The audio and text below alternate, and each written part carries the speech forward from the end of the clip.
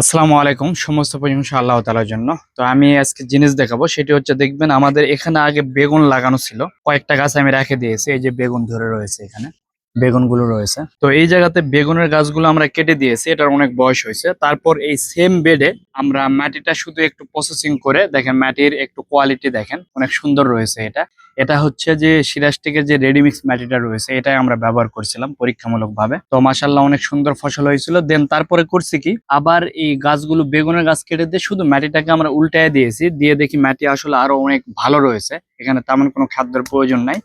দেন তারপর আমরা নতুন করে আবার কিছু বেগুনের গাছ এবং টমেটোর গাছ লাগাই দিয়েছি। অর্থাৎ আপনি যদি এরকম একটা বেড সেট আপ করেন, এটা কিন্তু আপনি 8-10 বছর অনায়াসে চলে যায়, মাটিটাও নতুন দিতে হচ্ছে না। হয়তোবা দেখা যাচ্ছে যে আপনার 1 বছর 2 বছর পরে কিছু খাদ্য এখানে অ্যাড করে দিতে হবে। দিলে আপনি প্রতি বছর এখান থেকে 2টি 3টি 4টি করে ফসল, অর্থাৎ ওই যে সবজিগুলো আপনি কিন্তু এখান থেকে উঠাতে পারবেন এবং আপনার পরিবারের পুষ্টি চাহিদা মিটে যাবে। এখন কিন্তু সামনে শীতের সময়, এই সময় আপনারা কিন্তু বিভিন্ন ধরনের সবজি চাষ করতে পারেন।